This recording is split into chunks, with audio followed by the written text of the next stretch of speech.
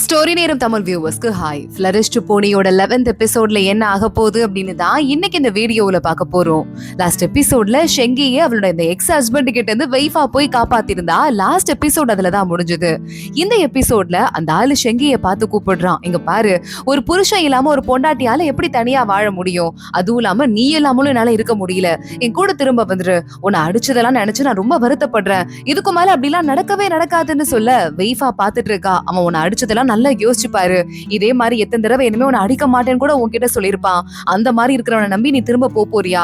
அவன் பேசுற வார்த்தையெல்லாம் பார்த்து மயங்கிடாதன்னு வைஃபா சொல்ல, இல்ல நான் மயங்க மாட்டேன் அப்படின்னு ஷெங்கி அவனை பார்த்து இங்க இருந்து கிளம்பி போயிடு, ஏன் பக்கமே வராத அப்படின்னு சொல்லிடுறா. ஆனா அவன் விடாம பக்கத்துல வந்துட்டே இருக்க வைஃபா கையில ஒரு வெப்பன் எடுத்துட்டு போறியா இல்ல மண்டையிலேயே போடவான்னு விரட்டி அடிக்க அங்க இருந்து அவன் ஓடி போயிடுறான். ஆனா ஒளிஞ்சிருந்து பாத்துட்டே இருக்கான் இந்த ரெண்டு பேர் வியாபாரம் பண்றதையும். இவங்க ரெண்டு பேரும் ஹாப்பியா இருக்கிறது அவனுக்கு சுத்தமா பிடிக்கல.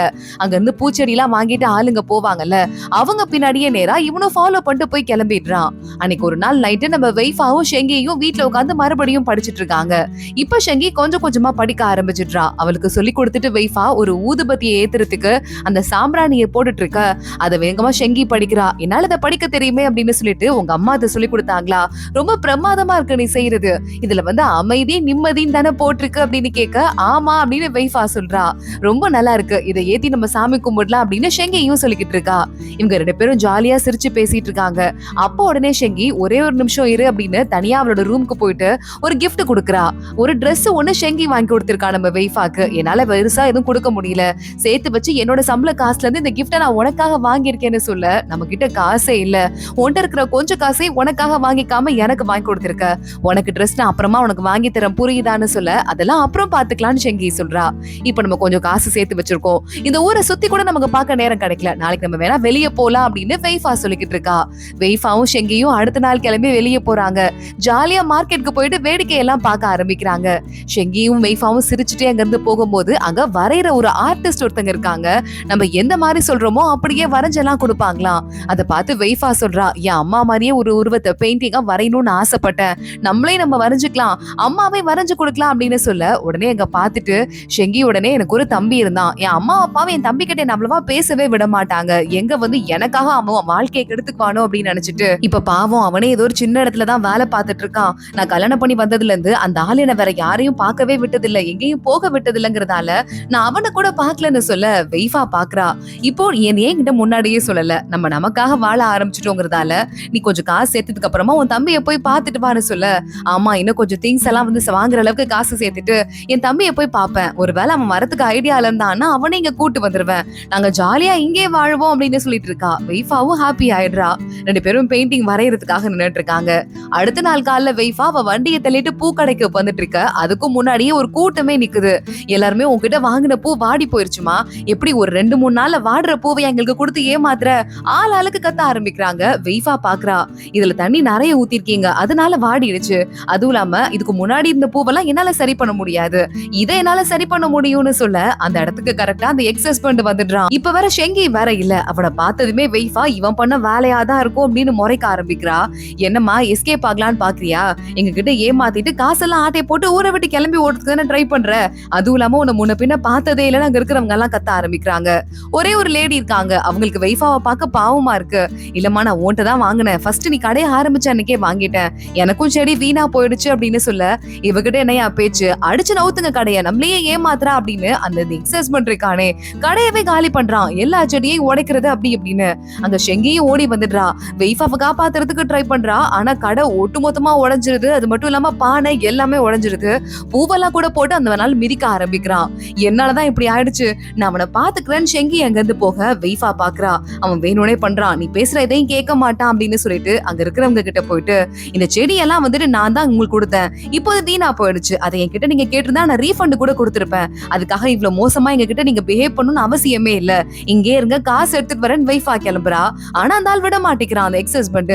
அது எப்படி இவ ஓடி போயிருவா, இவள அப்படியே வீடு வரைய ஊர்வலமா கூட்டு போவோம் வாங்கன்னு வைஃபாவையும் என்ன ஷெங்கியையும் முன்னாடி நடக்க விட்டு எல்லாரும் பின்னாடி வராங்க. அந்த ஆண்டிக்கு மட்டும் இவங்களை பார்க்க பாவமா இருக்கு, ஆனாலும் இவங்க எல்லாம் அப்படி பண்றாங்களேன்னு வந்துட்டு இருக்காங்க. அதுல அந்த புருஷனும் கூட ஒரு ஃப்ரெண்டும் இருக்கான், 2 பொண்ணுங்களையும் சேர்ந்து அடிச்சுக்கிட்டே இருக்கானுங்க பின்னாடி வந்துட்டு. வைஃபா தொடர வேலை வச்சுக்காதீங்க அப்படின்னு சொல்லிட்டு அங்க இருந்து கிளம்பி முன்னாடி போறா. இங்க நம்ம இந்த சாகுக்கு ஏதோ ஒரு மீன் ஒண்ணு ராஜா கிஃப்டா கொடுத்திருக்காராம். ஆனா அந்த மீன் கொஞ்சம் கூட இன்ட்ரெஸ்டே இல்லாம நீந்துறதுல காட்டாம ஓரமா போய் முழுகி இருக்கு. இத சரி பண்றா அப்படின்னு அசிஸ்டன்ட் கிட்ட சொல்ல, இதை எப்படி சார் என்னால சரி பண்ண முடியும்? ஏதோ ஒரு நாயை போன நான் கூட ட்ரெயின் பண்ணலாம், மீனை எப்படிங்க ட்ரெயின் பண்ண முடியும் அப்படின்னு கேட்க, அது பாரு நீந்தாம கிடக்கு, அது வெளியே வரணும், நல்லா நீந்தணும், ராஜா கொடுத்த கிஃப்ட்னு நம்ம சாங்க அசிஸ்டன்ட் உயிரை போட்டு வாங்கிட்டு இருக்கான். அப்ப வெளியே ஏதோ சத்தம் கேக்குதுன்னு சாங்க எட்டி பார்க்க, அதுக்குள்ள இந்த சாங்குக்கு இந்த விஷயம் தெரியுது, வெய்ஃபாக்கு பிரச்சனை பண்ணிட்டு இருக்காங்கன்னு. வெய்ஃபாவை அடிச்சுட்டே வீடு வரைய கூட்டு வந்துடுறாங்க. வெய்ஃபா நீங்கெல்லாம் இருங்க, நான் உள்ள போயிட்டு வரேன் அப்படின்னு அங்க வேகமா வெளியே நம்ம ஷெங்கியையும் விட்டுட்டு காசு எடுக்கிறதுக்கு உள்ள போறா. சாங்கு கேள்விப்படுறான் எல்லா விஷயத்தையும். இப்ப ரீஃபண்டுக்கு எல்லா காசும் போயிரும், அப்ப நான் போட்ட முதல்லாம் வேஸ்ட் ஆயிரும். அம்மா என்ன பண்ண போறா, ஒருவேளை காசெல்லாம் எடுத்துட்டு பின்னாடி வழியா ஓடி போயிருவாளோ அப்படின்னு சாங்கு விறுவிறுன்னு வேகமா போயிட்டு வெய்ஃபாவோட வீட்டுக்கு குறுக்கு வழியா போறான். அவன் சாங்கு போய் வெயிட் பண்ணும் போதே வெய்ஃபா உள்ள ரூம்குள்ள எல்லா காசையும் எடுத்து ஒரு தட்டுல கொட்டிக்கிட்டு இருக்கா. சாங்கு தூரமா இருந்தே பாத்துடுறான். அமைதியா அவ என்ன பண்றான்னு பாத்துட்டு நிக்க ஆரம்பிக்கிறான். வெய்ஃபாக்கு கண்ணுல கண்ணீரா வந்துட்டு இருக்கு. அப்ப வேற வெளியே, இதுக்கு பொண்ணுக்கு பூவே விக்க தெரியாது போல, விக்க தெரியாதவ எதுக்கு விக்கணும், உடம்ப வித்து சம்பாதிக்கலாம்ல, பொண்ணு தானே அப்படின்னு ஆம்பளைங்க எல்லாம் பேசிட்டு இருக்காங்க. வெய்ஃபா காதுல விழுது அழுதுட்டே இருக்கா. அவங்க அம்மாவோட பெயிண்டிங் அங்க வரைஞ்சு மாட்டி வச்சிருக்கா. அம்மா எனக்கு என்ன பண்றதுன்னு தெரியல, கொஞ்சம் கஷ்டமா இருக்குன்னு அந்த சாம்பிராணியில எழுதியிருந்தால நிம்மதி அமைதின்னு அதெல்லாம் அழிச்சிட்டு, நீ கொஞ்ச நாள் பொறுத்துக்கமா, நான் காசெல்லாம் கொடுத்துட்டு வரேன் அப்படின்னு வெய்ஃபா ரெடி ஆயிட்டு இருக்கா. இத பார்த்து சாங்கு ரொம்பவே ஃபீல் ஆயிடுறான். அப்ப வேகமா உள்ள ஷெங்கியை ஓடி வரா.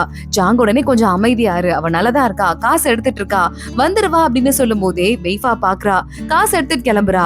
சாங்கு நேரா வெளியே போயிட்டு என்ன நடக்க போகுதுன்னு பாத்துக்கலாம்னு சொல்ல, அதுக்குள்ள வெளியே போயிட்டு, இங்க பாரு இந்த வேலை வச்சுக்காத, இங்கிருந்து கிளம்பி போ அப்படின்னு ஷெங்கி அவ எக்ஸ் ஹஸ்பண்ட திட்ட ஆரம்பிக்க, அவன் பாக்குறான், என் கூட வந்துரு, அப்ப ஒண்ணும் பண்ண மாட்டேன், இந்த பிரச்சனையை நான் விட்டுறேன் அப்படின்னு சொல்லிக்கிட்டு இருக்கான். அது என்னால முடியாதுன்னு ஷெங்கி சொல்றா.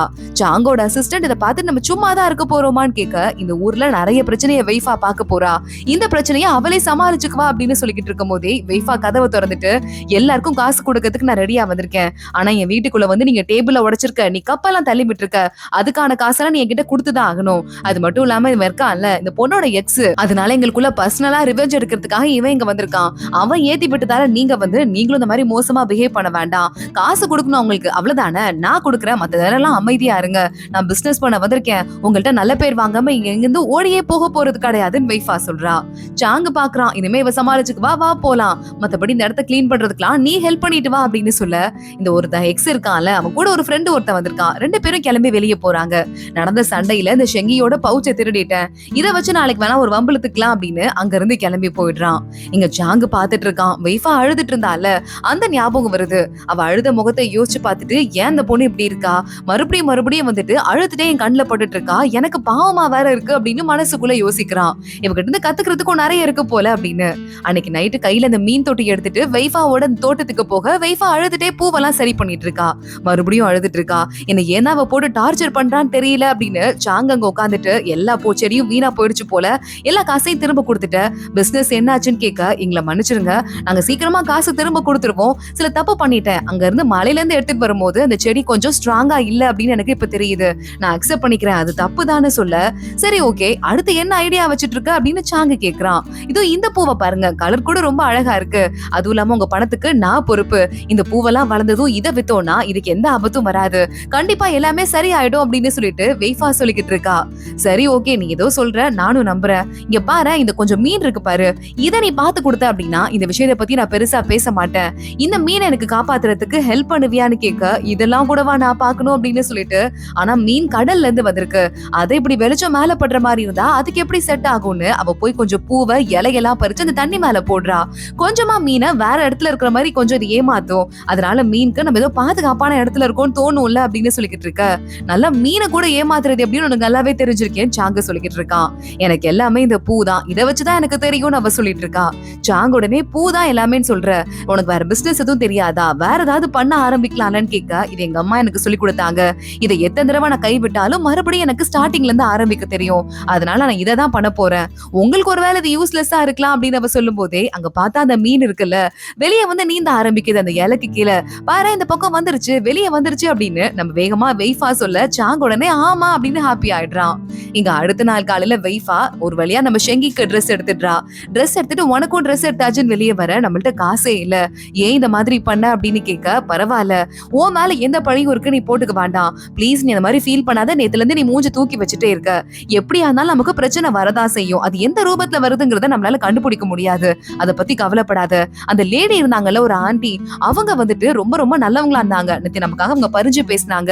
அவங்க என்ன பண்றாங்களா அப்படின்னு கேட்க உடனே ஷெங்கி சொல்றா, அந்த ஆண்டி இருக்காங்கல்ல ஊதுபத்தி செய்யறவங்களாம், கம்மி விலைக்கு சாம்பிராணி எல்லாம் செஞ்சு தருவாங்களான்னு சொல்ல, அப்ப அவங்க கிட்ட போய் பேசி இத வச்சு கூட நம்ம ஒரு பிசினஸ் ஆரம்பிச்சுக்கலாம். நம்ம கிட்ட நிறைய பூ வந்துட்டு காஞ்சு போய் உதிர்ந்துருச்சு இல்ல, இப்ப நிறைய வீணாயிடுச்சு. அதை நம்ம வந்து சாம்பிராணியா மாத்தணும்னா நம்ம அதுல இருந்து காசு சம்பாதிக்கலாம், வேஸ்ட் ஆகாதுன்னு சொல்லிட்டு வெய்ஃபாவும் செங்கியும் அங்க இருந்து கிளம்புறாங்க. அந்த ஆண்டிய போய் பார்த்து பேசுறாங்க, எனக்கு இந்த ஐடியா பிடிச்சிருக்குமா, நான் உங்களுக்கு என்னோட உழைப்புக்கு மட்டும் காசை போட்டுக்கிறேன், நீங்க அந்த பூக்கு காசை போட்டு அதை வித்துக்கலாம், எங்களுக்கு அது ஓகே அப்படின்னு சொல்ல, ஆனா எங்களால டவுன் பேமெண்ட் எதுவும் கொடுக்க முடியாது, வித்ததுக்கு அப்புறமா காசை கொடுத்துடுறோம்னு சொல்ல, என்னமா நீ ரொம்ப அறிவாளியா இருக்க, அது மட்டும் இல்லாம ரொம்ப திறமைசாலியாவும் இருக்க, ஆனா நீ எனக்கு ஒரே ஒரு ஹெல்ப் மட்டும் பண்ணணும்னு சொல்ல, என்ன ஹெல்ப்னு வெய்ஃபாவும் ஷெங்கியும் கேக்குறாங்க. அப்போ ஒரு பொண்ணு ஓடி வரா, குடுகுடுன்னு ஓடி வரா, ஃபூவா அந்த பொண்ணு பேரு. அவ ஓடி வந்து அவங்க அம்மா பக்கத்துல நிக்கிறா, அந்த ஆண்டியோட பொண்ணுதான், இது என் பொண்ணுமா, கொஞ்சம் கூட பொண்ணு மாதிரியே பிஹேவ் பண்ண மாட்டேங்கிறா, பையன் மாதிரி இருந்துட்டு இருக்கா, ரொம்ப ஸ்ட்ராங் வேற, அதனால நீங்க இவள வேலைக்கு சேர்த்துக்கிட்டீங்கன்னா ஸ்ட்ராங்கான ஒரு ஆள் தேவைப்படுற எல்லா வேலையும் இவ பண்ணுவா, இவளுக்கு கொஞ்சம் பிசினஸ் சொல்லி கொடுக்கறது, ஒரு பொண்ணு மாதிரி எப்படி பிஹேவ் பண்றதுன்னு சொல்லி கொடுத்தீங்கன்னா கொஞ்சம் வசதியா இருக்கும்னு சொல்ல, உடனே வந்து ஹாய் எப்படி இருக்கீங்க அப்படின்னு கேட்க ஆரம்பிக்கிறா. வணக்கம் சொல்றீ முதல்ல அப்படின்னு அவங்க அம்மா திட்ட ஆரம்பிக்க, வணக்கம் வணக்கம் அப்படின்னு அவளும் பணிவா பேச ஆரம்பிக்கிறா. உடனே வெய்ஃபாவும் ஷெங்கியும் எங்களுக்கு என்னமோ அந்த பொண்ணை ரொம்ப பிடிச்சிருக்கு அப்படின்னு பேச ஆரம்பிக்கிறாங்க. அப்ப மறுபடியும் அந்த ஷெங்கி கிட்ட இருந்து பவுச்சை திருடிட்டு போனால அந்த ஃப்ரெண்டு, அவங்க வந்துடுறான், நேத்து நைட் நீ என் கூட இருக்கும் போது அந்த பவுச்சை விட்டு போயிட்ட அப்படின்னு சொல்ல ஆரம்பிக்க, குடுறா என்கிட்ட, நேத்து திருடிட்டு போயிட்டு வெக்கமே இல்லாம வந்திருக்கு அப்படின்னு கேட்க ஆரம்பிக்க, இல்லையே நேத்து தான் நீ என்கிட்ட கொடுத்த அப்படின்னு அவன் மறுபடியும் பேச ஆரம்பிக்கிறான். அப்ப இந்த ஃபூர்கால அவன் முன்னாடி போயிடுறா, ஏன்டா அவன் மேல இருந்து அடிக்கிற வாசம் எல்லாம் கண்டிப்பா அந்த கிளப்ல எல்லாம் இருக்கவாங்கள பொண்ணுங்க, அந்த பொண்ணுங்க போட்ட சென்ட் வருது, இந்த பொண்ணு மேல தேவையில்லாம பழிய போடுறியாடா, குடுறா அப்படின்னு சொல்லிட்டு அவனை அடிச்சு கையை 2 முறுக்கு முறுக்கி அந்த பவுச்சை புடுங்கி கொடுத்துடுறா. அந்த பையன் விட்டா போதுன்னு ஓடிடுறான். இங்க பாருங்க, எனக்கெல்லாம் வந்து அடங்கி ஒரு பொண்ணா இருக்கிறதுலாம் பிடிக்காது, நான் இந்த மாதிரி எங்கெல்லாம் அநியாயம் நடக்குதோ அதை தட்டி கேட்கறது தான் என்னோட முதல் வேலை அப்படின்னு அவ சொல்ல ஆரம்பிக்க, அவங்க அம்மா அவளை அடிக்க போறாங்க. வெய்ஃபாவும் ஷெங்கியும் தடுத்து நிறுத்துறாங்க. இவ்வளவு நல்ல மனசு எந்த பொண்ணுங்களுக்கு பொதுவா வரும், நீங்க விடுங்க, எங்களை வந்து அவ பொறுத்தவரைய ஒரு பெரிய ஹீரோயின் அப்படின்னு சொல்லிட்டு நாங்க அவளை பாத்துக்கிறோம் அப்படின்னு சொல்ல, உடனே வெய்ஃபாவை தூக்கிட்டு ஃபூ சுத்த ஆரம்பிச்சிடுறா, எனக்கு இந்த பொண்ணு ரொம்ப பிடிச்சிருக்கு அப்படின்னு. இந்த 3 பேரும் ஒரு டீமா சேர்ந்துக்கிறாங்க. இந்த கியூட்டான சீனோட தான் இந்த எபிசோட் முடியுது. அடுத்து என்ன ஆக போது தொடர்ந்து பார்க்கலாம். இந்த வீடியோவை லைக் பண்ணிக்கோங்க, மறக்காம நம்ம சேனலுக்கு சப்ஸ்கிரைப் பண்ணிட்டு பெல் ஐக்கானையும் கிளிக் பண்ணிக்கோங்க. அடுத்த வீடியோல பார்க்கலாம். அது வரைய பாய்.